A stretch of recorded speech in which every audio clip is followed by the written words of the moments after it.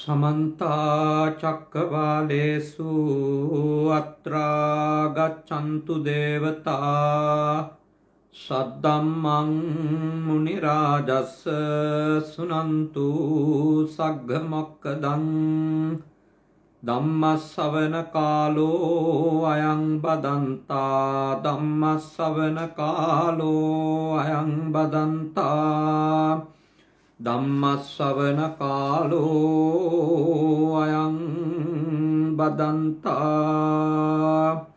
नमो तस् भगवतो अरहतो सम्मा सम्बुद्धस्स नमो तस् भगवतो अरहतो सम्मा सम्बुद्धस्स नमो तस् भगवतो अरहतो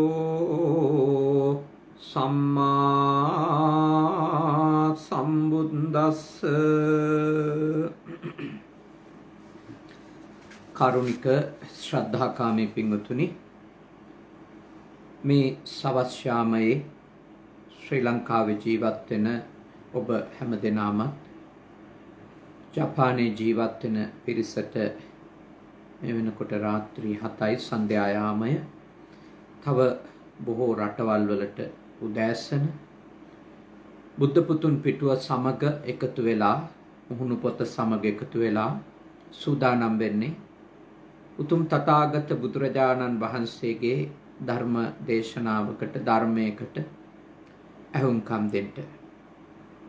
අද මේ ධර්මානුශාසනාව සිද්ධ කරලා දෙන්නට කියලා මීට ටික කාලයකට කලින් මාසයක් එකමාරක් විතර වෙනවා මම හිතන්නේ.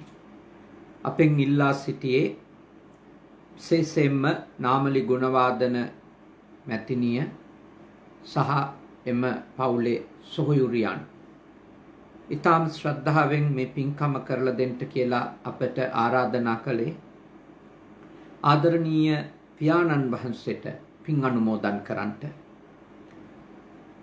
එතුමා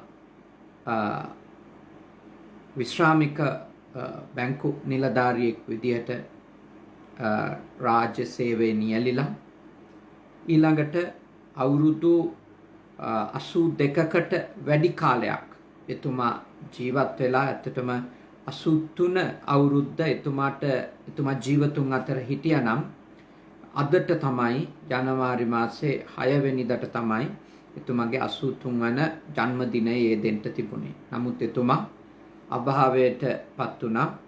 එතුමාට පින්පෙත් අනුමෝදන් කරන්නට මාතර ශ්‍රී සුධර්මාරාම මාවතේ මඩිහේ පදිංචි වෙලා හිටපු අපේ මඩිහේ පඤ්ඤාසීය මහානායක ස්වාමීන් වහන්සේගේ ගම්පියසෙම ජීවත් වුණු බොහොම ශ්‍රද්ධාවන්ත ගුණගරුක බෞද්ධයේ ගුණවාදන මැතිතුමා.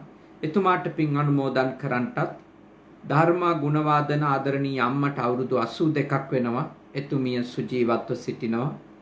එතුමියට ආශිර්වාද කරන්නට තමයි අද මේ උතුම් පුණ්‍ය කටයුත්ත සිත කරලා දෙන්නට කියලා නාමලි ගුණවාදන මැතිණිය සියලුම සොයුරියන් වෙනුවෙන් එතුමිය ඇතුළු සොයුරියන් දියණිවරු 5 දෙනෙකුගෙන් යුක්ත පවුලක ආදරණීය පියාණන් වහන්සේගේ ගුණ සිහි කරලා එතුමට පින් දෙන්නටත් මෞතුමියට ආශිර්වාද කරන්නටත් ඒ වගේම තමන්ගේ පවුලට එකතු වෙච්ච ස්වාමි පුරුෂයින්ට තමන්ගේ ඒ වගේම තමන්ගේ දැන් මුණුබුරු මිනිබිරියෝ ඉන්නවා ඒ මියගිය ගුණවාදන පියාණන්ට ඒ දුවා දරුවන්ට ආශිර්වාද කරන්නටත් ලෝකවාසීන්ට සෙත්පතන්ටත් මේ උතුම් පින්කමේදී අපේක්ෂා කරනවා. පින්වතුනි, අපේ මේ ධර්මානුශාසනා මාලාව මහා මංගල සූත්‍රය ඇසුරු කරගෙන ආරම්භ කරන්නට යෙදුනේ ඔබ හැම දෙනාගෙම එදිනෙදා ජීවිතය ධර්මානුකූලව දියුණු පවුණු කරගන්නේ කෙසේද යන්න පිළිබඳව සාකච්ඡා කිරීමේ අරමුණින් ධර්මයට අනුගතව. මොකද හේතුව බොහෝ දෙනෙක් කල්පනා කරන දෙයක් තමයි තාම ගැඹුරු ධර්මකාරණා ප්‍රගුණ කරගන්නට තරම් තවම අපට නොහැකි වුණත් තථාගත බුදුරජාණන් වහන්සේ දේශනා කරපු සද්ධර්මය අපේ ජීවිත ගෙවන ගමම්ම දුවදරුවෝ හදාගෙන යන ගම, ඉගෙන ගන්න ගම, රැකිරක්ෂා කරන ගම, ඒ වගේම ආවාහ විවාහ වෙලා ඒ පෞල් ජීවිත ගත කරන ගමන් පුහුණු කරගන්නට හැකි ධර්ම කොටාස පුළුවන් නම් පැහැදිලි කරන්නට කියන එක වරින් වර අපට ඉල්ලීම් තිබුණා. ඉතින් ඒ නිසා අපට හොඳ බෞද්ධ සමාජයක්, හොඳ යහපත් සමාජයක් උදා කරගන්නට තිබෙන්නේ අප තුළ අභ්‍යන්තරිකව ආධ්‍යාත්මික පරිවර්තන කරගන්න එකනේ. ඒකට අවශ්‍ය කරන තථාගතයන් වහන්සේගේ දේශනාවේ තිබෙන ධර්ම කොටස අපි අපේ ජීවිතයට එකතු කර ගැනීම තමයි අප කළ යුතු වන්නේ. ඉතින් මහා මංගල සූත්‍රය අසුරු කරගෙන සිද්ධ කරන දේශනාවලියේ අරමුණ වන්නේ එවැනි උතුම් ධර්ම කොටස සරලව බොහෝම නිර්වුල්ව සංවාද කරලා සාකච්ඡා කරලා ඔයත්න්ගේ ජීවිත ඵලදායී කරගන්නට උපකාරයක් කිරීම. අද අපිට තිබෙන ධර්ම මංගල ධර්ම අතර අද සාකච්ඡා කරන්නේ සන්තුට්ඨීච කතඤ්ඤුතා කියන මංගල ධර්ම දෙක. සන්තුට්ඨීච සතුටින් යුක්ත වීම සහ කතඤ්ඤුතා කළගුණ සැලකීම. මේ දෙක එකටම තමයි කතා කරන්න ඕනේ. මොකද හේතුව ඒ කරුණු දෙක අතර අන්‍යෝන්‍ය සම්බන්ධයක් තියෙනවා. ඒ කියන්නේ යම් කිසි කෙනෙක් තෘප්තිමත් නැත්තම්, සතුටු නැත්තම් ඔහුගෙන් කවදාවත් කෘතඥ බවක්, කළගුණ සලකන සුළු බවක් අපිට දකින්න හම්බ වෙන්නේ.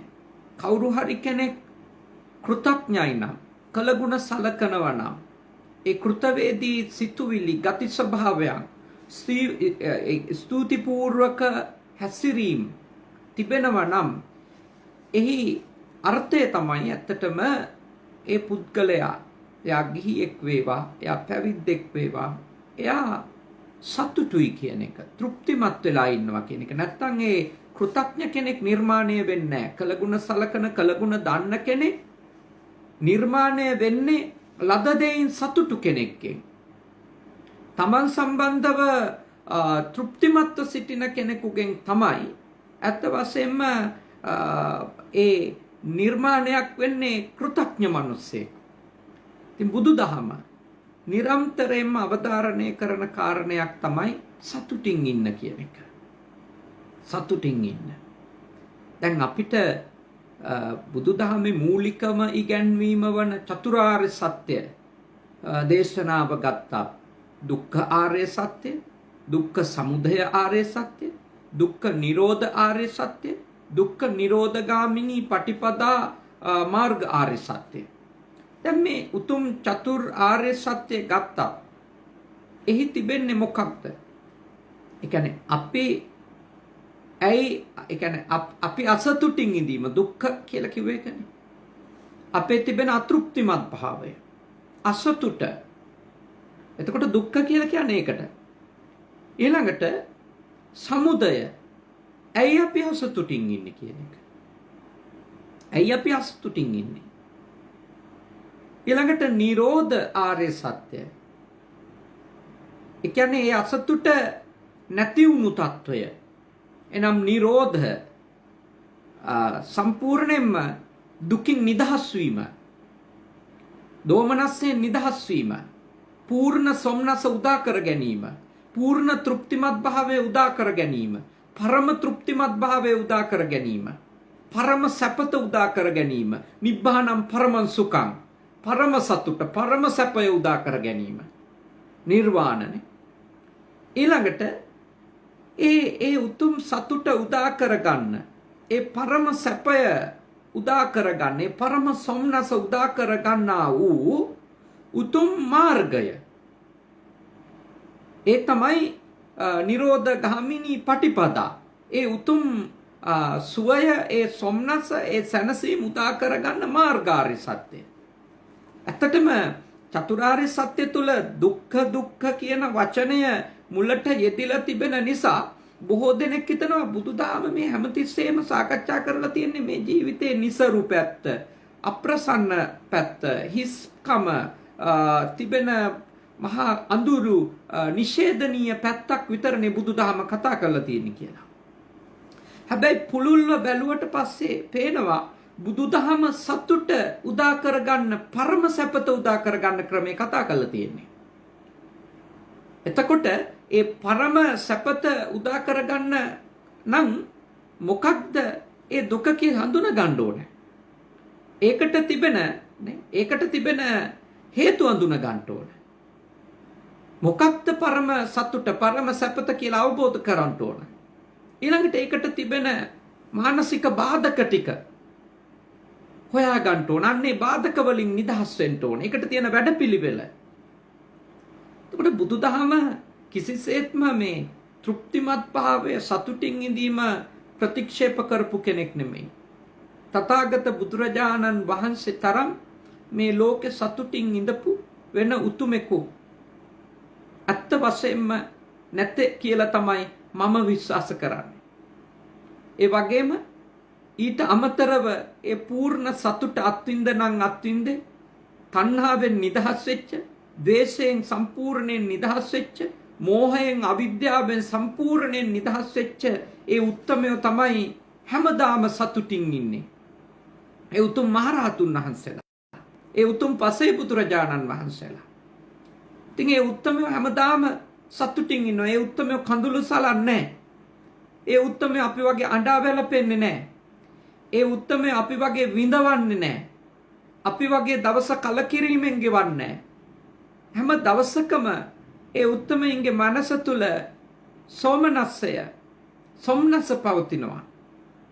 ඒ සොම්නසය කියන්නේ අපි වගේ මොනවා හරි දෙයක් ලැබුණට පස්සේ ඇතිවෙන ඒ සතුටම නෙමෙයි. ඒක වෙන තත්වයක්. ඒ නික්ලේශී බව ඇතුලේ, නිරාමිස බව ඇතුලේ, ඒ විමුක්තිය ඇතුලේ අත්විඳින සොම්නසක්. එතකොට එවැනි සතුටකින් යුක්තව ගත කරපු උත්තමයෙකුට තමයි සතුට ගැන නිවැරදි මඟ පෙන්වීමක් කරන්න පුළුවන්.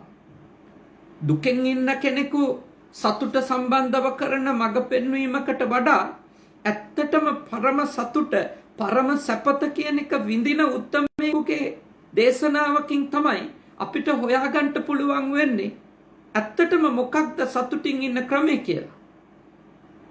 අපේ හැදෙන වැඩෙන પરම්පරාවට, අපේ දුවදරුවන්ට මං හිතනවා ඒ ගෞතම බුදුරජාණන් වහන්සේගේ මඟ පෙන්වීම වලට හොඳ අහුම්කම් දීමක් කරොතින්, හොඳ අවධානයක් යොමු කරොතින් ඒ සතුට ඔබ තුලත් උදා කරගන්න අනිවාර්යයෙන්ම ඔබට පුළුවන්කම තිබෙනවා.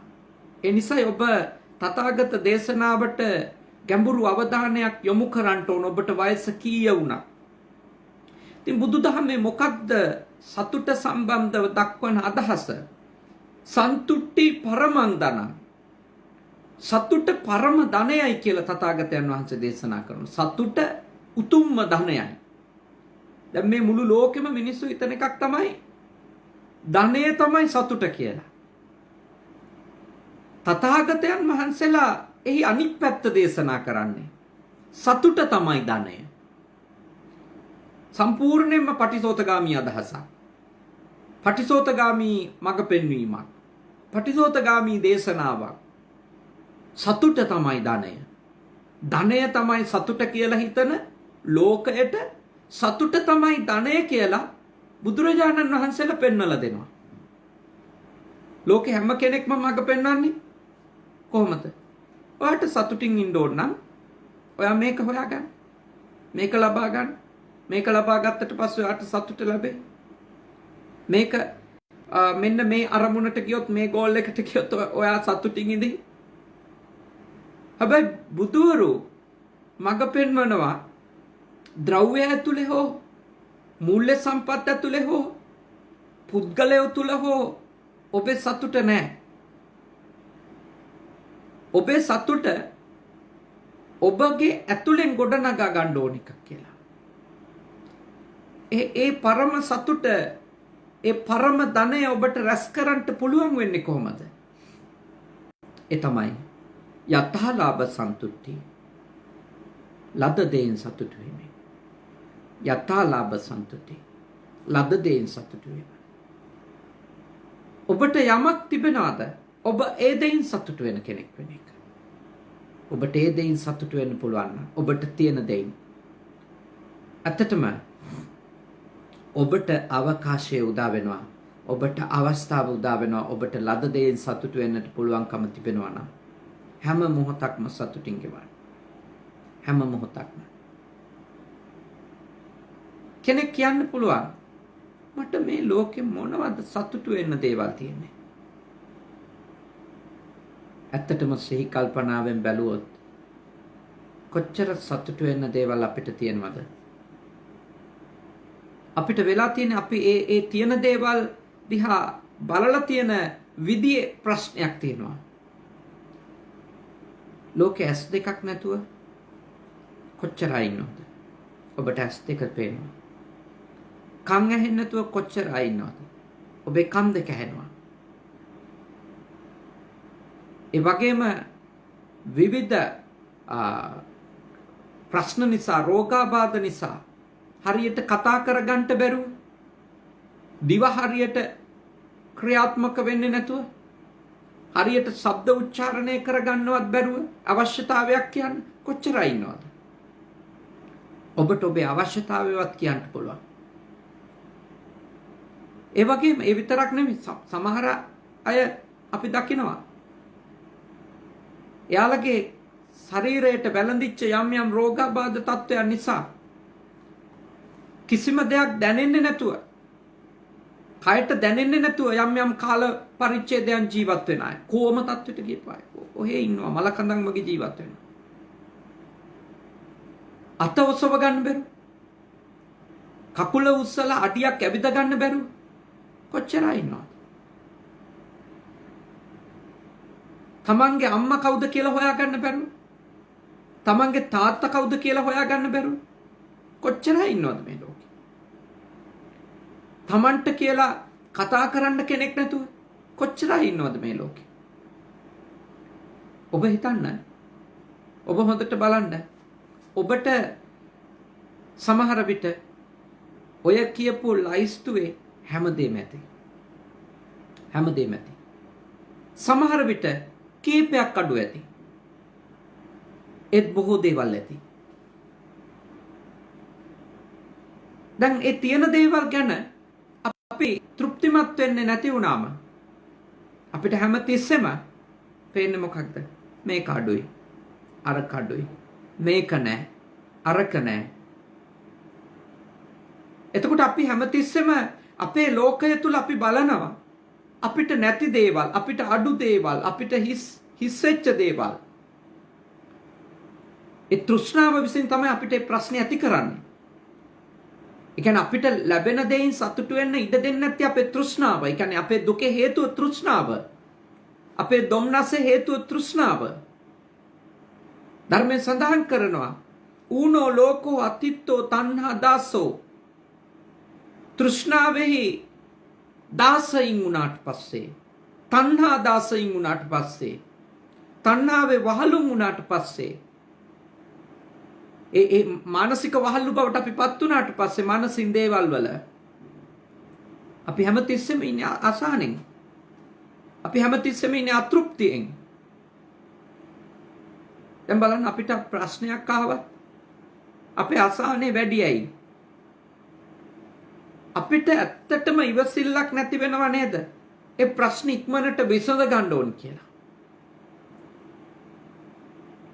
එතකොට අපි හැමතිස්සෙම මේක විසඳෙන්නේ කොයි වෙලේද කියලා බලන්න අපේ අසහනය වැඩි වෙනවද නැද්ද?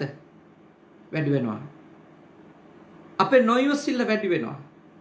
අපිට හැම දවසකම හිස් බවක් දැනෙනවා. අදවත් මේක ඉවර නැද්ද? අදවත් මේ ප්‍රශ්නෙට පිළිතුරක් නැද්ද?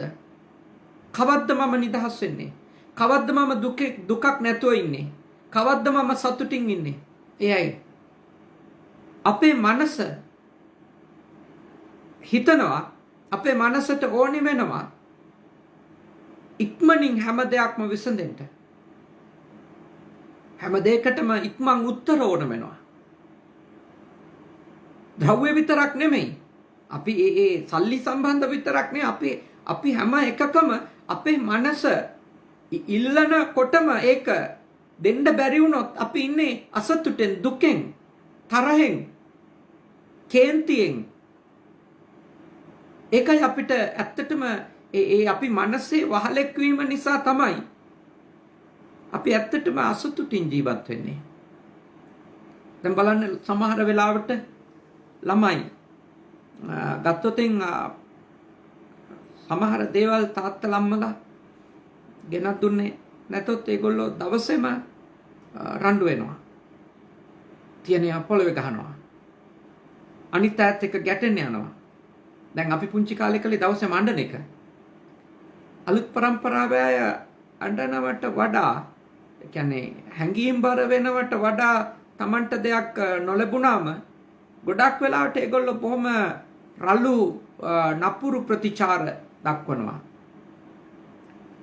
මම අපේ විශේෂයෙන්ම 2000න් පස්සේ ඉපදිච්ච දරුවන්ට යෝජනා කරනවා ඒ දැඩි රළු නපුරු ගති එක්ක ඔබ දවසම ගෙවපු හැටි පොඩ්ඩක් මතක් කරන්න කියලා.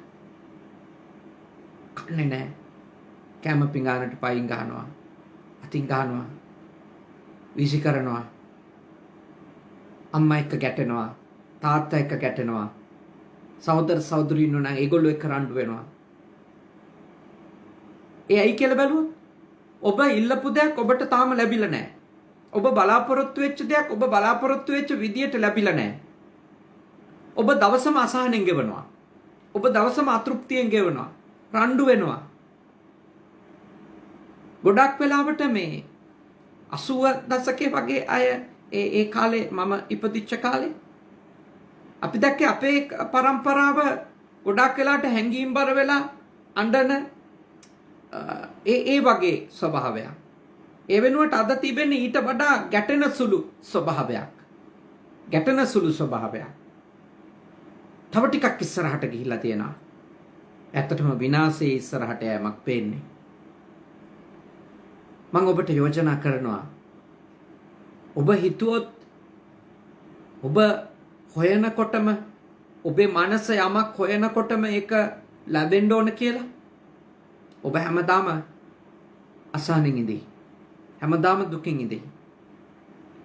ඒ වෙනුවට ඕන දෙයක් ලැබෙන්නේ ඒක නිර්මාණය වෙලා ඒක ලැබෙන්න අවශ්‍ය කරන හේතු සාධක එකට එකහු වුණාම කියලා ඔබ තේරුම් ගත්තොත් ඔබට මේ මොහොතේ සතුටින් සහ සැනසීමෙන් ඉන්න ලැබේ.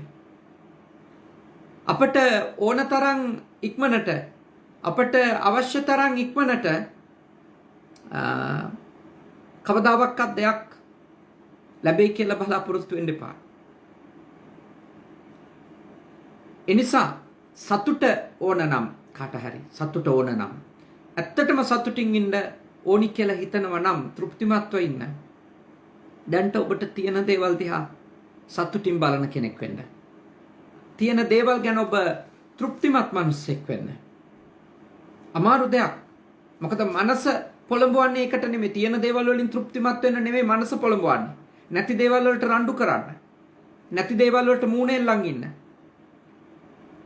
තාම වෙලා නැති දේවල් ගැන කලබල වෙවි ඉන්න. තාම ඉටු කරගන්න බැරි වෙච්ච අරමුණු ගැන විඳව ඉන්න. ඒකට තමයි අපේ මනස පුරුදු වෙලා තියෙන්නේ. ඒ වෙනුවට බුදුදහම යම්කිසි ආකාරයකට ඒකේ අනිත් පැත්ත යෝජනා කරනවා. ඒ කියන්නේ පටිසෝතගාමීව ඔබට යෝජනා කරනවා ඔබට දැනට තියෙන්නේ මොනවද? ඒ ගැන සතුටු වෙන්න. එතන ලාභයක් තියෙනවා. බැලු බැල්මට අලාභයක් තියෙනවා. එතන කීර්තිය වගේම අපකීර්තිය තියෙනවා. එතන නිന്ദා වගේම ප්‍රශංසා තියෙනවා. ඒ ගොඩ එකතු කරලා බලනකොට සැප වගේම දුක්ඛිත අත්දැකීම් සිදුවීම් සිතුවිලි තියෙනවා. ඔබට යමක් තියනවාද? ඔබ ඒ ගැන අවංකව තෘප්තිමත් මිනිසෙකු වෙන්න උත්සාහ කරන්න. මොකද එතන තමයි ඔබගේ ලෞකික ජීවිතයේ සාර්ථකත්වය. ලෞකික ජීවිතයේ සාර්ථකත්වය. එතන තමයි ඔබගේ ආධ්‍යාත්මික ජීවිතයේ සාර්ථකත්වය. දැන් ස්වාමීන් වහන්සේලා 509ක් වනාන්තරයකට වැඩම කළා. ඒ වනාන්තරයේ විවිධ අඩුපාඩුකම් උන්වහන්සේලට තිබිලා තියෙනවා. නිශ්ශබ්දතාවයේ වෙනුවට ഘോഷාව, බොහොම ප්‍රියමනාප සුගන්ධයන් වෙනුවට දරුණු දුර්ගන්ධයන්, ඊටාම උපකාරවත් වෙන මිහිරි හඬවල් වෙනුවට බිය කරුණාද, මේ දේවල් තිබිලා තියෙනවා.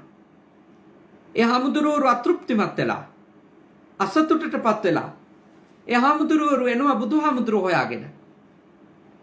බුදුහාමුදුරුවෝ ගාවට වැඩම කරලා කියනවා, ස්වාමීනි, ඒ වනාන්තරයට අපි ගියාට භාවනා කරන්න. එතන මේ වගේ ප්‍රශ්න තියෙනවා. එතන අපිට භාවනා කරන්න බැරි හින්දා අපි අතහැරලා ආවා. බුදුරජාණන් වහන්සේ මොකද දේශනා කරන්නේ මේ වෙලාවේ? උන්වහන්සේ දේශනා කරනවා එතෙන්ටම යන්න. එතන තමයි ඔබලාගේ භාවනාව දියුණු කරගන්න සුදුසුම ස්ථානේ. එතෙන්ටම යන්න. ඔබට ලැබුණු වනාන්තරය ගැන, ඒ වනපියස ගැන සතුටු වෙන්න, මිත්‍ර වෙන්න. එතනත් එක්ක ගැටෙනව වෙනුවට එතනත් එක්ක මෛත්‍රිය ගොඩනගා ගන්න. තියෙන ප්‍රශ්නවලට ද්වේෂ කරනව වෙනුවට තියෙන ප්‍රශ්න එක්ක මිතුරු වෙන්න. තියෙන ප්‍රශ්නත් එක්ක යාළු වෙන්න. හොඳ මිත්‍රත්වයක් ගොඩනගා ගන්න. උන්වහන්සේලා 509ම ආපහු වැඩම කළා. ඒ වනාන්තරෙත් එක්ක මිත්‍ර වුණා. එහිදී ඒ බලපෑම් කරපු අමනුෂ්‍ය කණ්ඩායම් එක්ක මිත්‍රශීලී සිතුවිලි ඇති කරගත්තා. ගැටෙන අයත් එක්ක ගැටෙනවා වෙනුවට නොගැටී ඉන්න පටන් ගත්තා. හැමතිස්සෙම Tamanට ඕන දෙයම මේ වනාන්තරේ වෙන්න ඕනි කියලා හිතන එක නවත්තන්න පටන් ගත්තා. 509ම මහරහතන් වහන්සේලා බවට පත් වුණා. ආපහු උන්වහන්සේලා බුදුහාමුදුරුවෝ මුණ ගැහෙන්න වැඩම කරන්නේ රහතන් වහන්සේලා විදියට. කොතනින්ද පදනම ආවේ? ලැබුණු දේ සතුටින් බාරගත්තු බෞද්ධ භික්ෂුන් වුණා. ලැබුණු දේ සතුටින් බාරගත්තු බෞද්ධ භික්ෂුන් වුණා.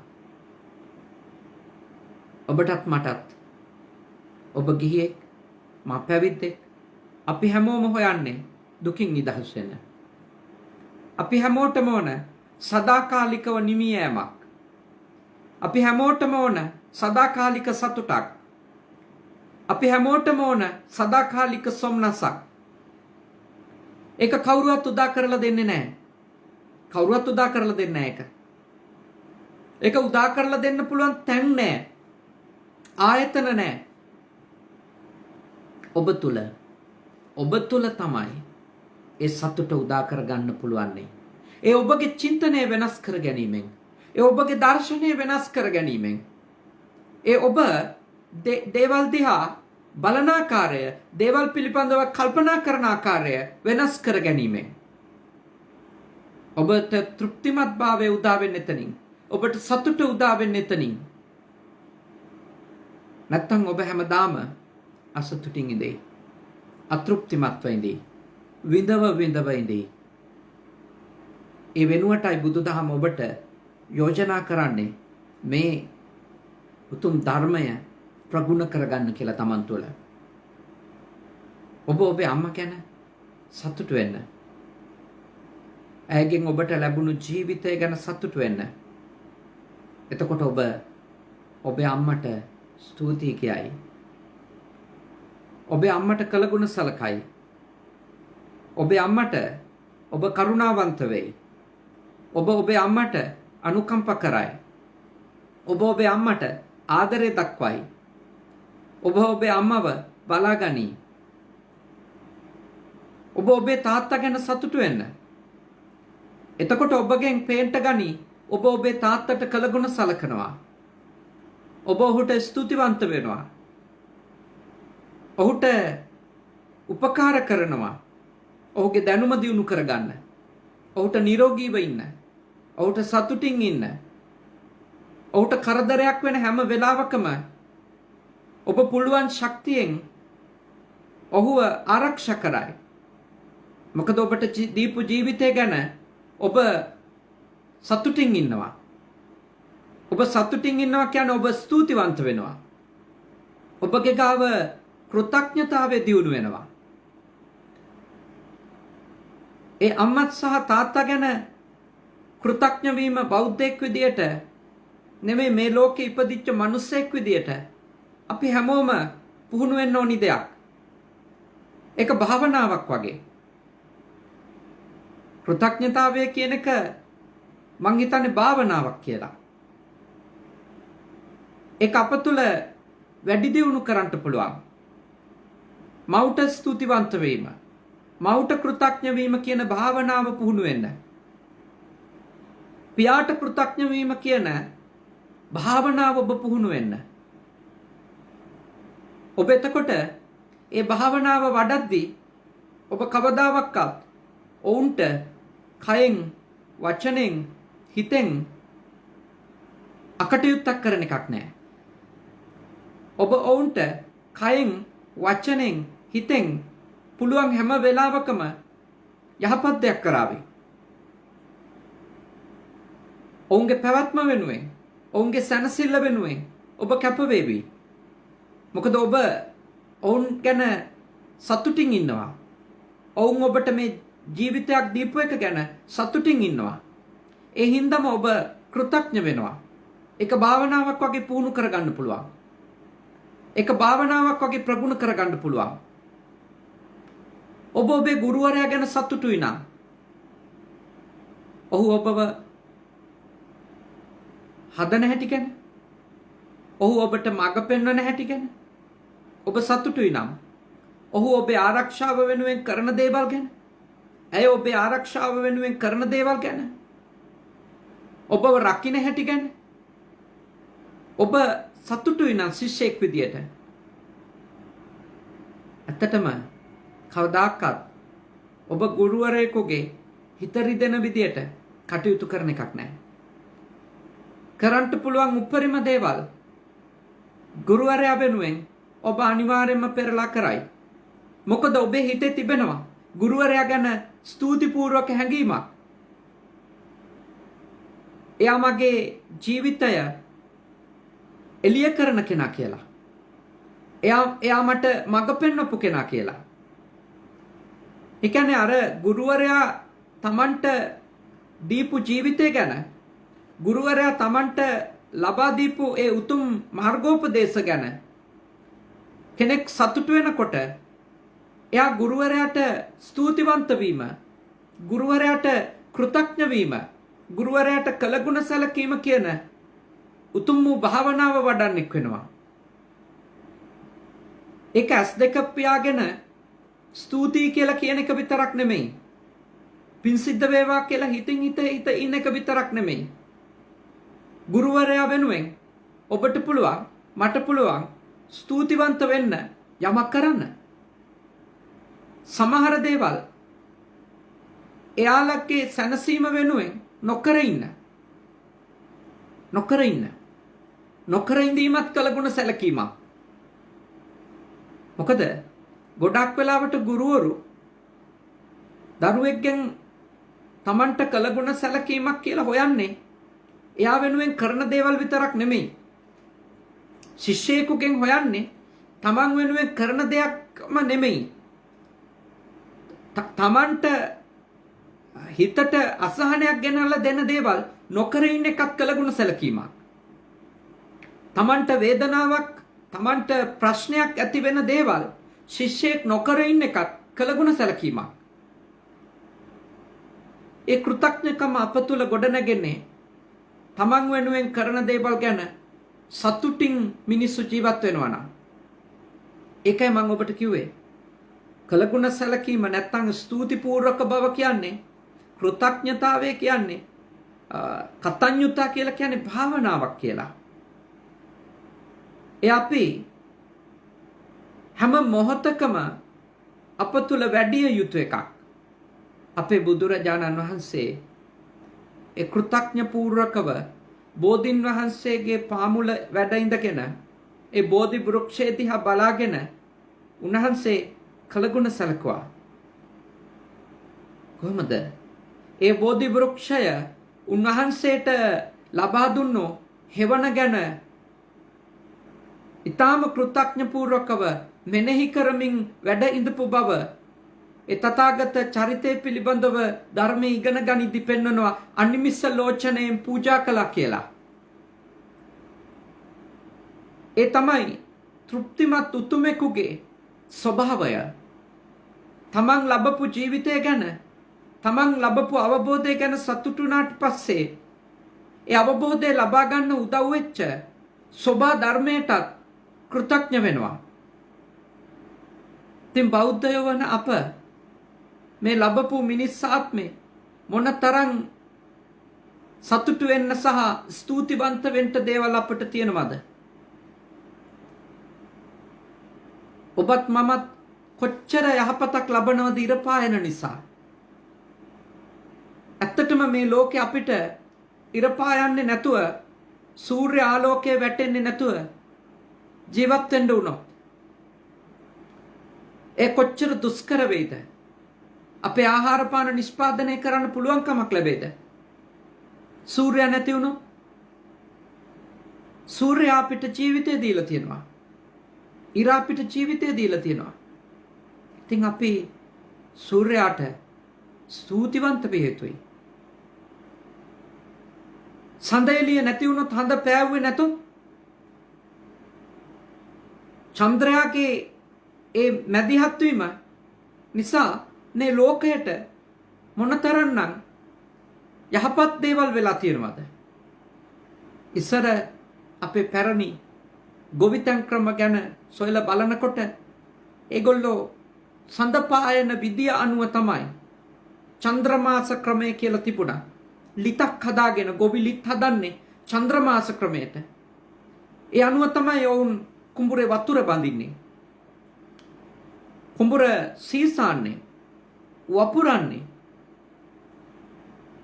ඒ වගේම කුඹුරේ වල් පැල ගලවන්නේ. කුඹුරේ අස්වැන්න නෙලන්නේ.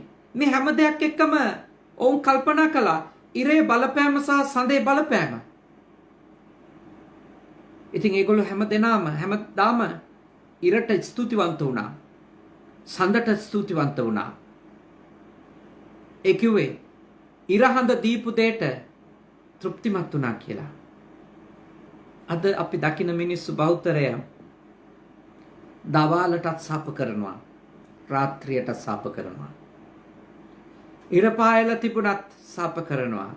හඳ පායලා තිබුණත් සාප කරනවා. ඒ හැම එකක් එක්කම ගැටෙනවා. ඒ හැම එකක් එක්කම අසතුටු වෙනවා. නුවණැති මිනිස්සු දකිනවා ඉරහඳ කරපු උපකාරය. ඉරහඳ අපිට දීපු ජීවිතය. ඉරහඳ අපේ ජීවිත ගොඩනගපු හැටි. ඉරහඳ මේ ලෝකේ සස්ත්‍රීක කරපු හැටි.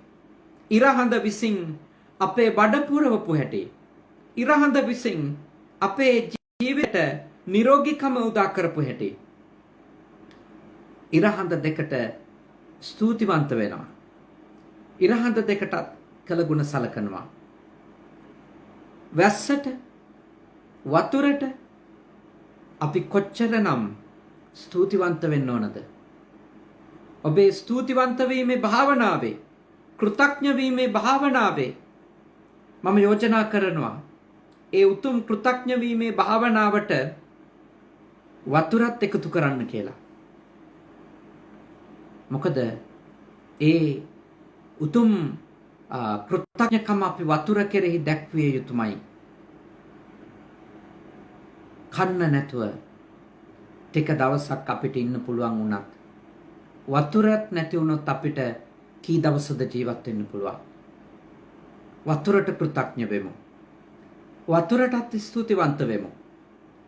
වතුරටත් කළගුණ සලකමු. කොහොමද? ඒව නාස්ති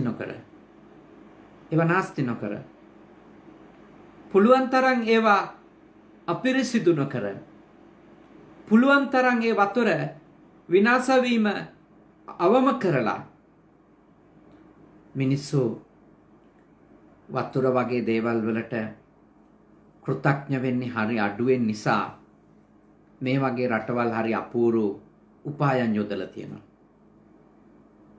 අප ජීවත් වෙන මේ ජපානයේ සමහර නගරවල හදපු නීති රීති තියෙනවා. අපිට ඒ වතුර ජල මාර්ගයෙන් වතුර එවලා අපි වතුර පාවිච්චි කරනවටත් ඔවුන් අපිට බිලක් එකතු කරනවා. ඒ විතරකුත් නෙමෙයි.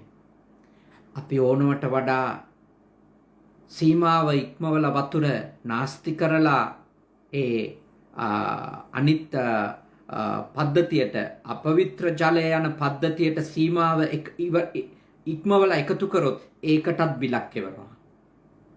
එයයි මිනිස්සු කෘතඥ නැති ලෝකයක එහෙම නීති රීති හදන්න වෙලා තියෙනවා. මිනිස්සු වතුරට කෘතඥ නම් Tamanට මේ වතුර ටික තියෙන එක ගැන සතුටු නම් වතුර නාස්ති කරන්නේ නැහැ. දුවෙක් පුතෙක් කවදාවත් ටැප් එක ඇරලා තියෙද්දි දත් මැද මැද ඉන්නේ නැහැ. දත් මැදලයි ටැප් එක අරින්නේ. දුවෙක් පුතෙක් කවදාවත් අනවශ්‍ය වතුර නාස්තියක් වැසිකිළියේදී කැසිකිළියේදී සිද්ධ කරන්නේ නැහැ. නාන්ට ගියාම වතුර නාස්ති කරන්නේ නැහැ. පොදු වගේම පුද්ගලිකව උනත් වතුරට මල මුත්‍රා එකතු කරන්නේ නැහැ. වතුර අපවිත්‍ර කරන්නේ නැහැ. වතුරට කෙල ගහන්නේ නැහැ. වතුරට කුණු දාන්නේ නැහැ. ඒ වතුරට කලගුණ සලකන භාවනාව පුහුණු වෙන අය. ඒ Tamanට වතුර නිසා ලැබුණු ජීවිතය ගැන සතුටු අය. ඔබ බලන්න කොච්චර පොඩි කාලයද අපිට වතුර නැතුව ජීවත් වෙන්න පුළුවන්. අනිත් එක වතුරට කලගුණ සලකන අය දන්නවා මේ ලෝකේ පානය කරන්න පුළුවන් වතුර තියෙන්නේ කොච්චර පොඩ්ඩද කියලා. මේ ලෝකේ තියෙන ජල සම්පතෙන් 100%ක්වත් ඒ වගේ සුළු ප්‍රමාණයක් තමයි සමස්ත ජලයෙන් 100%ක් වගේ සුළු ප්‍රමාණයක් තමයි අපිට බොන්න පුළුවන්. බොන්න පුළුවන් පොඩි ප්‍රමාණයයි. එතකොට ඒ පොඩි ප්‍රමාණය හරි තියන ලෝකෙක ඔබ ඉපදිලා තියෙනවා. ඒ පොඩි ප්‍රමාණය හරි වතුර අපිට ලැබිලා තියෙනවා. අපි කෘතඥ වෙන්න ඕන. එතකොට අපි නාස්තියවම කරයි. කවදාවත් වතුර නිස්කාරණේ වීසිකරන එකක් නැහැ. ඊළඟට අපි අපේ ආහාරවලට පළතුරු වලට කෘතඥ වෙමු. කලගුණ සලකමු. ස්තුතිවන්ත වෙමු. ආහාර නිසා ඔබගේ පැවැත්ම හැදිලා තියෙනවා. පළතුරු නිසා ඔබේ පැවැත්ම සහතික වෙලා තියෙනවා. ඔබ ලස්සනට ඉන්නේ ඇයි? ඔබ නිදුක්ව ඉන්නේ ඇයි? ඔබ නිරෝගීව ඉන්නේ ඇයි? ඔබගේ කය පැහැපත්තු තියන්නේ ඇයි? ඔබගේ ඇස් දෙක හොඳට පේන්නේ ඇයි? ඔබගේ මොළේ ස්නායු බොහොම හොඳට සක්‍රිය වෙන්නේ ඇයි? ඔබ ගන්න ආහාර නිසා. ආහාර ඔබට දීපු ජීවිතය කවදාවත් කෑම එකට අගරු කරන්න එපා. කෑම එකට ගරු කරන්න. කෑම එකට අවමන් කරන්න එපා. මං ජපානයේදී දකිනවා හැමෝම කෑම කන්න කලින් අත් දෙක එකතු කරලා වාක්‍යයක් කියනවා. ඉත්ත දෙකිමාස් මගේ උච්චාරණය හරිනම්. ඔවුන් කෑම කන්න කලින් අත් දෙක එකතු කරලා ඒ වගේ වචනයක් කියනවා. මං හිතනවා ඒ කෑමට ඔවුන් ඒ නිර්මාණයට ඒ ආහාරයට ඒ ආහාරය හදපු මිනිස්සුන්ට ඒ ආහාරය හදපු ගොවියන්ට ඒ ආහාර ඒ ද්‍රව්‍ය වෙළඳ පොළට ගෙනාපු මිනිස්සුන්ට ඒවා විකුණපු වෙළෙන්දුන්ට ඒවා කඩෙන් ගෙනාපු කෙනාට ඒවා උයපු කෙනාට එහි රසයට එහි ගුණයට හැම එකකටම ස්තුතිවන්ත වෙනවා. මොකද වුන් සතුටු වෙනවා දහවලට කෑම කන්න ලැබිලා තියෙන එක ගැන. බඩගින්නේ මියදෙනවා. ලෝකේ විශාල ප්‍රමාණයක් හැම මිනිත්තුවකම ඔබට කෑම හම්බෙලා තියෙනවා. වතුර නැතුව මිය යනවා. විශාල ප්‍රමාණයක් ලෝකේ. ඔබට වතුර තියෙනවා. ඇයි ඔබට සතුටු වෙන්න බැරි? ඔබට කැම තියෙනවා. ඇයි ඔබට සතුටු වෙන්න බැරි? එක පළතුරක්වත් නැතුව ඉන්න කොච්චර ඉන්නවද?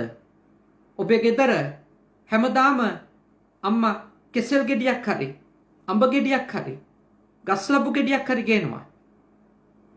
ඔබ වෙනුවෙන් තාත්තා ඒ දේ ගේන්න ගොඩක් මහන්සි වෙනවා. ගොඩක් දුක් විඳිනවා. කොච්චර කැපවීම කරනවද ඔබට පළතුරු ටිකක් ගේන්න? ඔබ එක භාගයක් කාලා විසි කරනවා නම්, ඔබ එක කපලා නාස්ති කරනවා නම්, ඔබ එක තලල විසි කළ දානවා නම්, ඔබ එකෙන් සෙල්ලම් කරනවා නම්, ඒ කියන්නේ ඔබට ලැබුණු පළතුරු ගැන ඔබ සතුටු නැහැ. ඔබට ලැබුණු අලුත් එළවලු ගැන ඔබ සතුටු නැහැ. ඔබට ලැබුණු ආහාර ගැන ඔබ සතුටු නැහැ. ඔබ සතුටු නම් ඔබ කොහොමද ඒවා නාස්ති කරන්නේ? ඔබ තෘප්තිමත් නම් කොහොමද ඔබ ඒවා විනාශ කරන්නේ? තෘප්තිමත් මිනිස්සු කළ ගුණ සලකන්නේ කොහොමද? ඒක පවත්වන්න වගේම ඒක සතුටින් එය පරිභෝජනය කරන්න පෙළඹීමෙන්, ඒක ලැබීම ගැන ස්තුතිපූර්වක හැඟීමක් ඇති කර ගැනීමෙන්, ඒ දේවල් නිර්මාණය කරලා දීපු අය හැම කෙනා ගැනම ගෞරවනීය ස්තුතිපූර්වක හැඟීමක් ඇති කර ගැනීමෙන්, එතකොටයි සෝබා දහමත් එක්ක මිතුරු ඒ උතුම් මෛත්‍රිය දියුණු කරගත්තු මිනිස්සු ඉන්න සමාජයක් මේ ලෝකෙ බිහි වෙන්නේ. නැත්තම් ආහාර නාස්ති කරන, වතුර නාස්ති කරන, ඉරහඳට සාප කරන මිනිස්සු තමයි අපි දකින්නේ. අම්මා තාත්තට සාප කරන, කවදාවත් ඔවුන් කරපු දෙයක හොඳක් දකින්නේ නැති, අසතුටින් ඉන්න, අතෘප්තිමත්ව ඉන්න සමාජයක් අපිට හම්බ වෙනවා. අම්මා තාත්තට මම යෝජනා කරනවා තමන්ට දරුවෝ ඉන්න එක ගැන සතුටු වෙන්න. සතුටු වෙන්න. කොච්චරනම් අම්මලා විඳවනවද දරුවෙක් නැතුව? ඔබ සතුටු වෙන්නේ ගැන. ඔබට දරුවෝ ඉන්නවා. ඔබට දරුවෝ ඉන්නවා. ඔබ අම්මෙක් වුණා දරුවෝ හින්දා. ඔබේ දරුවන්ට ස්තුතිවන්ත වෙන්න. මාව අම්මෙක් කළේ ඔබ කියලා. මාව තාත්තෙක් කළේ ඔබ කියලා. ස්තුතිවන්ත වෙන්න. සතුටු වෙන්න. ඔබව අම්මෙක් කරපු, ඔබව තාත්තෙක් කරපු, ඔබේ සම්බන්ධකමට අලුත් අර්ථයක් එකතු කරපු ඒ ළමයාගේ ජීවිතේ යහපත්ව ගොඩනගන්න. ඒක තමයි ඔහුට කෘතඥ වීම. ඒ පුංචි දුවාට පුතාට කෘතඥ වීම කියන්නේ නිවැරදි වේ දරුවක් හදන එක. ඒ දරුවා නිවැරදි දිශාවට ගෙනියන එක. ඔහුට මේ ලෝකය දකින්න උදව් කරන එක. ඔහුට ප්‍රශංසා කරන එක. ඔහු අගය කරන එක. මොකද ඔහු ඔබට සතුට ගෙනල්ලා දුන්නා. ඔබ කොච්චර සතුටු වුණාද ඔබට දරුවෙක් ඉපදිච්ච දවසේ? දරුවෝ නැතුව බෝගස් ගානේ, දේවාල ගානේ, පල්ලි කෝවිල් ගානේ කොච්චර මිනිස්සු ඇවිදිනවද? ඔබට ඉන්නව එක දරුවෙක් හරි. ඔබ සතුටු වෙන්න. එතකොට ඔබට දවස සතුටින් ගෙවන්න පුළුවන්. මේ හැම දෙයක්ම සතුටු වෙන්න දෙයක් තියෙනවා. ඒකෙන් කියන්නේ පරමාර්ථ වශයෙන් ගත්තට පස්සේ මේ කිසිවක් සදාකාලිකව මට ඕන විදියට තියාගෙනම සතුටු වෙන්න පුළුවන් කියලා නෑ. දැනට තියෙන එක ගැන සතුටු වෙන්න. ඒත් අපි අවබෝධයෙන් ඉන්නවා. වතුරක් දවසක මේ ලෝකේ අහිමි වෙනවා. ඉරහඳ දෙකත්, මේ පෘථුවියත්, මේ මහ පොළවත්, මේ ගහකොළත්, මේ හැමදේමත් නැති වෙලා යනවා. අපිත් නැති වෙලා යනවා. සතා සීපව නැති වෙලා යනවා. දෙමව්පියෝ දූ දරුවොත් නැති වෙලා යනවා. ඒත් අපි දැනට අපිට මේ තියෙන දේවල් ගැන සතුටු වෙමු.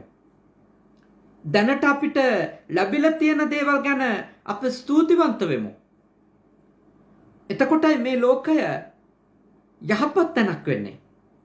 මේ ලෝකයේ ඊර්ෂ්‍යාකාරකම් අඩු වෙන්නේ. මේ ලෝකයේ ටිකක් හරි නපුරුකම් අඩු වෙන්නේ. මේ ලෝකයේ තිබෙන දුෂ්ටකම් අඩු වෙන්නේ. බලන්න. තමන්ට වැරද්දක් කරා කියලා කෙනෙක්ව මරන්න, කිසිම ලැජ්ජාවක් බයක් නැති සමාජයක් බවට අපේ සමාජය පත් වෙමින් තියෙනවා. දැන් පසුගියදා අපි අහපු ප්‍රවෘත්ති අතර සායනාංශ කෙනෙක් අරණ්‍යක සායනාංශ කෙනෙක් ඝාතනය කළා. ඊට කලිනුත් තව සායනාංශ කෙනෙක් තවම අභිරහසක් උන්වහන්සේගේ අපවත් වීම. කාන්තාවකුත් තව පිරිමියෙකුත් පිරිසකුත් එකතු වෙලා ඊයේ වෙනකොට හාමුදුරුවෝ වහන්සේ නමක් කපලා කොටලා මාරලා පුච්චලක් දාලා. සමහර විට ඒ හැමෝගෙම ඒගොල්ලොන්ට මොකක් හරි ප්‍රශ්න වෙන්න ඇති. යම් යම් වැරද්දවල් වෙලා ඇති. ඒත් අපි මරලා දාන්න කෙනෙක්ව අපි මරන්න ඕනිද? අපිට මොකක් හරි වැරද්දක් කරාම ඒ කියන්නේ මරුණට පස්සෙත් සතුට මදිද? සෝනකට ගෙනියලා පුච්චල ගිනි තියලා දාන්න. ඉච්චර අපි වෛර කර මේ ලෝකෙත් එක්ක මොනවද ලබා ගන්නෙ? මොනවද අපි ලබා ගන්නෙ? අපි මොනව අරන් යන්නද? අපි ආවේ නිර්වතින් හිස්සතින් යන්නේ ඔය රැස් කරන එක ද්‍රව්‍යයක්වත් අපි අතින් අරන් යනවද? අද මිනිස්සුන්ගේ මලගම සිද්ධ වෙන හැටි ආදාහන පෙරහැරවල් පාසුකුල යාතිකා යාඥා දේවාශිර්වාද මොකක්වත් නැතුව මිනිස්සු සමූහ විදියට පුච්චලා දානවා එක්ක වල දානවා. මිලියන ගාණක් මේ අවුරුද්දේ වල දැම්මා පිච්චුවා. කවුරුවත් මුකුත් අරන් ගියාද? අඩුම මිනි ඇඳුමක්වත් තිබුණාද? එහෙම ජීවිතයක් ගත කරන අපි ඇයි අපිට පොඩි අහිමි වීමක් හින්දා කෙනෙක්ව මරන්නේ? කෙනෙක්ව මරන්නේ ඇයි? ඇයි අපි පොඩි අහිමි වීමකදී කෙනෙකුට හිංසා කරන්නේ? කෙනෙකුගේ ජීවිතයක් එක්ක සෙල්ලම් කරන්නේ ඇයි? මම ඔබට යෝජනා කරනවා. අපේ ජීවිත දිහා මීට වඩා පුළුල්ව බලන්න ඕනි. ජීවිතය දිහා අවබෝධකින් බලන්න ඕනි මීට වඩා. මේ ලෝකේ අපිට කොච්චර උදව් කරලා තියෙද්දිද අපි මේ ලෝකෙත් එක්ක රණ්ඩු වෙවි ඉන්නේ. අපිට මේ ලෝකෙට බැලූ පැත්තට ස්තුතිවන්ත වෙන්න දේවල් කොච්චර තියෙනවද අපිට? කොච්චර තියෙනවද? ඒ හැම එකකින්ම අපේ ජීවිතේ පහසු කරලා තියෙනවා. අපිට සැනසෙල්ල ගෙනල්ලා දීලා තියෙනවා. ඒ හැම එකකටම ඇත්තටම අපි ස්තුතිවන්ත වෙන්න ඕන. අපි කළගුණ සලකන්න ඕන. අම්මා තාත්තට, ගුරුවරුන්ට, වැඩිහිටියන්ට විතරක් නෙවෙයි. මම යෝජනා කරනවා මේ සෝබා දහමට කළගුණ සලකන මිනිස්සු බවට අපි පත් වෙන්න ඕන. කහකොළට, සතාසීපාවට, ඇලදොලට, ගංගාවට, වතුරට, ඉරහඳට, අවුව වැස්සට. දැන් මේ රටේ මිනිස්සු මේ දිනවල බලාගෙන ඉන්නවා හිම වැටෙනකම්. ස්නෝ වැටෙනකම් බලන් ඉන්නවා. ඒයි ඔවුන් කියනවා දැන් කුඹුරේ මූලික පස සූදානම් කරලා ඉවරයි. හිම වැටිලා මාස කීපයක් තිබිලා ඒව දිය වෙලා ගියාට පස්සේ තමයි පස ශාස්ත්‍රීක වෙන්නේ කියලා. ඒ හින්දා ඔවුන් හිම වැටෙන එකට සාප කරන්නේ නැහැ. හිම වැටෙනකම් බලන් ඉන්නවා. මොකද තාම පරක්කු කියලා තමයි කවුරුත් කතා කරන්නේ. දැන් ජපානයේ හිම කුණාටු කියලා කිව්වම ලංකාවේ සමහර වෙලාවට මට කතා කරලා සමහර අය අහනවා හාඳුනේ මහ දරුණු තත්වයක් නේද කියලා. ගොඩාක් හිම කුණාටු තියෙනවලු නේද කියලා. ඇත්තටම මෙහෙට හිම කුණාටු වෙනවට හිම වැටෙනවට මේ රටේ මිනිස්සු සාප කරන්නේ නැහැ. මේ රටේ මිනිස්සු හිතන්නේ හිම වැටෙන එක තමන්ගේ ගොවිතැනට ආශිර්වාදය කියලා. ඔය නීගතා පැත්තේ තමයි හොඳටම ගොවිතැන් කරන්නේ. පහුගිය දවස් දෙකක් විතර මිනිස්සු පැය 24ක් මහපාරේ හිටියා. කාර්වල මං හිතන්නේ වාහන 1000ක් විතර. රැයක්කෝ රෑබල් දෙකක් මිනිස්සු මහපාරේ හිර වෙලා හිටියා. ඒත් ඒ මිනිස්සු හිමට සාප කරන්නේ අහසට සාප කරන්නේ. ඒ මිනිස්සු දන්නවා නීගතා පළාතේ ගොවිතැන්පත සාර්ථක කරලා තියෙන්නේ එහි කෝටිපති ගොවියෝ නිර්මාණය කරලා තියෙන්නේ ඒ හිම ටික කියලා. ඔවුන්ගේ මහ පොළව සරු කරලා තියෙන්නේ ඒ හිම කියලා. ඔවුන් ඒකට ස්තුතිවන්ත වෙනවා. ප්‍රශ්න තියෙනවා ඒ හැම එකක් ඇතුළෙම. ඒත් ඔවුන් ඒක ඇතුළේ තියෙන සතුටු වෙන්න පුළුවන් දේ අරගෙන සතුටු වෙනවා. ඒක ඇතුළේ තියෙන යහපත ගැන හිතනවා. මේ දවස්වල මේ රටේ මිනිස්සු එළියට යන්නේ ඇඳුම් 7-8ක් ඇඳගෙන. තව සීතල වැඩි වෙන්න එහෙම තමයි අපි කාටවත් එළියට යන්න තියෙන්නේ. ගොඩාක් ඇඳුම් අඳින්න ඕන. තාම උණුසුම් සපත්තු දාන්න ඕන. මේ ස්කීපයක් දාන්න ඕන. ඇඟේ උණුසුම තියාගන්න. ඒත් කවුරුත් හීතලට සාප කරන්නේ නැහැ. ඔවුන් ඒ ලැබෙන දේ සතුටින් බාර ගන්නවා. ඒ තුල තිබෙන සාර්ථකත්වයට තියෙන උපකාරය දකිනවා. ඒකයි මේ මිනිස්සු මහ පොළවට කෘතඥ වෙන්නේ. කන බත් ටිකට අත් දෙක එකතු කරලා වඳින්නේ. සබහා ධර්මයේ ඉඳලා මිනිස්සු දක්වා ඒ කන බත්පතට සම්බන්ධ හැම කෙනාටම ස්තුතිවන්ත වෙන්නේ. මම ඔබට යෝජනා කරනවා ලංකාවේ ඉපදිච්ච අපි හැමෝම එහෙම සතුටු වෙන්න දේවල් තිබෙන જાතියක්. සතුටු වෙන්න දේවල් තිබෙන જાතියක්. අවාසනාවකට අපි බොහෝ වෙලාවට කිසිම දෙයකින් සතුටු වෙන්නේ නැති જાතියක්. ලෝකේ අසතුටුම මිනිස්සුන්ගේ දර්ශකවල තමයි අපි ඉදිරියෙන් ඉන්නේ. අතෘප්තිමත්න මිනිස්සුන්ගේ. මෙහෙත් ගොඩාක් අතෘප්තිමත් අය ඉන්නවා. ගොඩාක් අය මට මේ අපේ සුදාම සායනාංශ කියනවා හරියට සියදිවි විනාශා ගැනීමේ ප්‍රවණතාවයක් තියෙනවා කියලා. ඒ අලුත් પરම්පරාව. අලුත් પરම්පරාවේ මිනිස්සු මන් දන්න ඒගොල්ලෝ සතුටින් ඉන්න කැමති නැහැ. ඒගොල්ලෝ අමුතු උමතුවකින් ඉන්නවා. හැම එකක් එක්කම ගැටෙන්න බලනවා. රංචු විදියට හැදිලා ගේම් ගහ මානසික උමතුවකින් දඟලනවා. ඒකේ ප්‍රතිඵලය අනුන්ගේ ජීවිතත් නැති කරලා තමන්ගේ ජීවිතෙත් නැති කරගන්නවා. මෙහෙත් බොහෝ අය එහෙම කරගන්නවා. මේ 90 දශකෙන් පස්සේ ඉපදිච්ච බොහෝ මිනිස්සු 90 දශකෙන් පස්සේ ඉපදිච්ච බොහෝ දරුවෝ විශේෂයෙන්ම 2000න් පස්සේ ඉපදිච්ච බොහෝ අයට කිසි දෙයකින් සතුටු කරන්න බැරි જાතියක්. මොනවා කළත් ගුණයක් නැති જાතියක්. ගිහිද පැවිදිද කියලා නැහැ. ඔක්කොම එකයි. ඔක්කොම එකයි. කවුරුත් සතුටු නැහැ. දැන් මම පොඩි ආම්දුරලා හදනවා. මම දන්නවා. ඒ පොඩි ආම්දුරලාගේ තියෙන ප්‍රශ්න. ඒගොල්ලෝ ලැබෙන දෙයින් තෘප්තිමත් අය කරන්න ඒ දේවල් දීපු අයට කෘතඥය කරන්න කොච්චර මහන්සි වෙන්න කොච්චර කියන්න ඕනිද කියලා. තමන්ට දේවල් නැති කාලේ ඒ විඳවපුව සමහරුන්ට මතක නැහැ. තමන් ඇඳක් නැතුව ඉඳපු හැටි මතක නැහැ. අපිට අදටත් මතකයි. මට මතකයි. අපි ගෙදර පොල් කොළ පැදුර නිදාගත්. ඉතින් මට ඇඳ වටිනවා. මං ඇඳට ස්තුතිවන්ත වෙනවා. සුවපහසු ඇඳක දැන් සැතපෙන්න තියෙනවා කියලා ස්තුතිවන්ත වෙන. ඒක කඩන්නේ නැහැ. ඒක සෙල්ලම් කරන්නේ නැහැ. මොකද ඒක නැතුව ගත කරපු කාල තිබුණා අපිට චූටි කාලේ. අපිට බිත්තියක් කුරුට්ටු ගහන්න හිතෙන්නේ නැහැ. මොකද හේතුව? බිත්තිය නාස්ති කරන්නේ කොහොමද? අපි බිත්තියට ස්තුතිවන්ත වෙන්න ඕන. ලස්සන බිත්තියක් අපි චූටි කාලේ හිටියේ කටු මැටි ගහපු තැන්වල.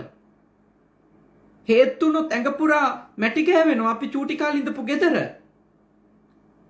අද දරුවන්ට බිත්තියට හේතු වුණාට ඇඟ පුරා කිලිටි වෙන්නේ නැහැ. ඇඳුම් ටික සෝද ගන්න වෙන්නේ නැහැ. ලස්සන බිත්තියක් සහිත ගෙයක් තියෙනවා.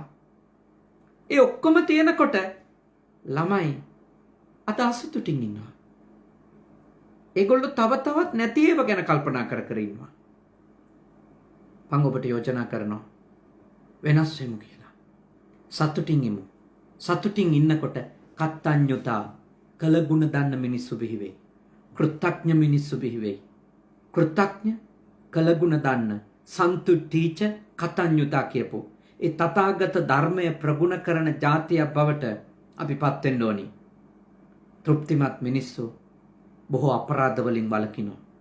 ඔය හැම අපරාධකරුවෙක්ගෙම අභ්‍යන්තරයේ තියෙන අතෘප්තිය, තමන් ගැන අතෘප්තිය.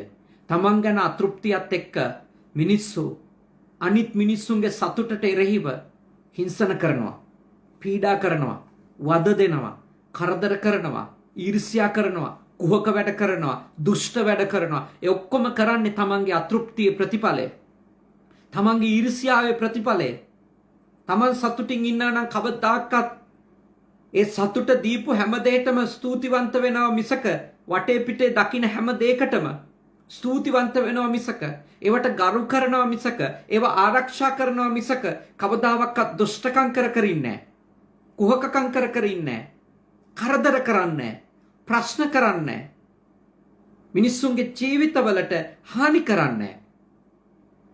මම යෝජනා කරනවා ඔබත් මාත් මේව පුහුණු වෙන්න ඕන. සමහරු හිතන්න පුළුවන් අයියෝ සරල දෙයක් නේ නිවන් මඟ නැණි කියලා. මම යෝජනා කරනවා මේ ටිකවත් සතුටින් පුහුණු වෙන්නේ නැති මිනිස්සුන්ගේ නිවන් මඟ මොකක්ද? ලද දෙයින්වත් සතුටු වෙන්නේ නැති මිනිස්සු කවද නිවන් දකීද? ඔබ දැන්ට ලද දෙයින් ඉතාම තෘප්තිමත් කෙනෙක් නම් ඔබ තව ටිකක් ඉස්සරහට ධාන ඊළඟට සමාධි ඒවා ප්‍රගුණ කරගන්න. ස්කන්ධ ධාතු ආයතන ගැන ගැඹුරු ඥානය ඔබ ලබා ගන්න ඉස්සරහට යන්න. මේ දේශනාවලිය සාමාන්‍ය ජනයා වෙනුවෙන් තවම ජීවිතේ ගොඩනගා ගන්න වීරිය කරන ඇත්ත දකින්ට සහ තමන්ගේ දුවදරුවන්ට ජීවිතේ මොකක් හරි යහපතක් හදන්න ඕනි කියලා හිතන දෙමව්පියන්ට තමන්ගේ දුවදරුවන්ට මඟ පෙන්වීම වෙනුවෙන් තමයි මේ දේශනා මාලාව මහා මංගල සූත්‍රය ඇසුරු කරගෙන අප සිද්ධ කරන්නේ. ඉතින් අද දවසේ විශේෂයෙන්ම නාමලි ගුණවාදන මැතිනිය තමන්ගේ සොහොයුරියෝ තව 4 දෙනෙක් ඉන්න බව ඔක්කොම දියණිවරු 5 දෙනෙක් එකතු වෙලා ඒ පවුල් වලට එකතු වෙච්ච මහත්තුරු බෑනවරු ඒ වගේ මේ පවුල් ඉපදිච්ච දුවදරුවෝ මුණුබුරු මිනිබෙරියෝ මේ හැමෝම එකතු වෙලා ඊටාම ලස්සන උතුම් පින්කමක් කළේ. ජීවතුන් අතර හිටියනම් තමන්ගේ ආදරණීය තාත්තා අදට අවුරුදු 83ක් සම්පූර්ණ කරනවා.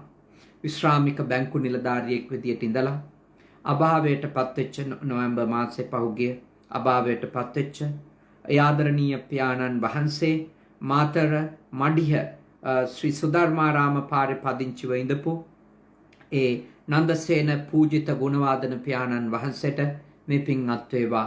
දියණිවරුන්ගේ තාත්තට බෑනවරුන්ගේ ආදරණීය මාමණ්ඩියට ඒ වගේම සුජීවත්ව සිටින ඒ ආදරණීය මාතාව ධර්මා ගුණවාදන මාතාවගේ ආදරණීය ස්වාමි පුරුෂයාණන්ට පුංචි දුවදරුවන්ගේ සීයට මේ පින් අත් වේවා. එයත්ෝ ඒ ප්‍රදේශයේ තිබෙන විහාරස්ථානයකත් විහාර මන්දිරේ පිළිසකර කරමින් ඉන්න බව අපට සිහිපත් කළා. ඒ විතරක් නෙමෙයි ආරණ්‍යකේතන භික්ෂු පුහුණු මධ්‍යස්ථානයේ අපේ විහාරස්ථානයේ ස්වාමින් වහන්සේලට දානමාන සඳහා මුදල් පිරිකර පූජා කරලා බොහෝම ශ්‍රද්ධාවෙන් මොකද මේ කාලේ පන්සලට යන්න අමාරු නිසා මාතර ජීවත් වෙන නිසා බොහෝම ශ්‍රද්ධාවෙන් දානේ හදාගන්න අවශ්‍ය කරන පහසුකම් සූදානම් කරලා රැස් කර ගන්නට යෙදුන සියලුම පින් කුසල් අපි අනුමෝදන් කරමු. ඒ පියාණන් වහන්සේට ඒ පියාණන් වහන්සේ මේ පින් අනුමෝදන් වෙත්වා. ඒ වගේම ඔබ බණ අහපු බුද්ධ පුතුන් ශ්‍රාවක පිරිසගේ නමින් මියගිය සියලු දෙනාමත් මේ රුදුරු අසංගතේ නිසා ලෝකේ පුරා මියගිය සියලු දෙනාමත් මේ පින් අත්කර ගනිත්වා. උතුම් අමා මහ නිර්වාණ ධර්මයම අපගේ සියලුම මියගිය ඥාතිවරු මේ පින් බෙලෙන් අවබෝධ කරත්වා කියලා සාදු කියලා ප්‍රාර්ථනා කරමු.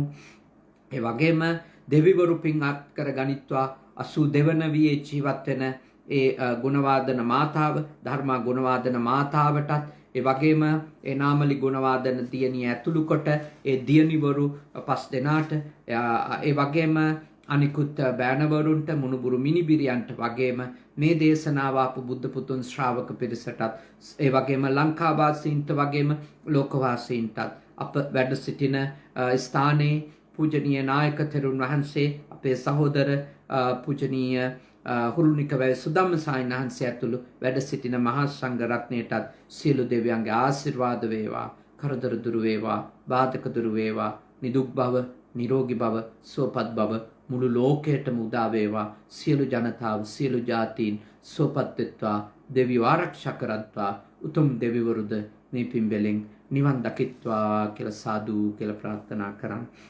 අවසාන වශයෙන් ඔබ අප හැම දෙනාට, දෙවි දේවතාවුන්ට, මියගිය සියලුම ඥාති මිත්‍රාදීන්ට මේ පින්පෙත් අත්වේවා. ඔබ අප හැම දෙනාට සියලුම ඥාතිහිත මිත්‍රාදීන්ටත් දෙවියන්ටත් මේ පින් කුසල් බලෙන් මේ භවයේදීම හෝ මේ ගෞතම බුදු සසුනේ ඉක්මන් භවයකදී නිර්වාණ ධර්මය අවබෝධ වේවා. සාදු සාදු සාදු. ආකාසට්ටා ච බුම්මට්ටා දේවා නාග මහිත්‍තිකා පුඤ්ඤන්තං අනුමෝදිත්වා චිරන් රක්칸තු ශාසනං. ආකාසට්ටා ච බුම්මට්ටා දේවා නාග මහිත්‍තිකා පුඤ්ඤන්තං අනුමෝදිත්වා චිරන් රක්칸තු දේශනං. ආකාසට්ටා ච බුම්මට්ටා දේවා නාග මහිත්‍තිකා පුඤ්ඤන්තං අනුමෝදිත්වා චිරං රක්칸තු මම් පරන්ති තී. ඔබ හැම දිනාටම තුනුරුවන්ගේ සරණින් යහපතක්ම උදා වේවා.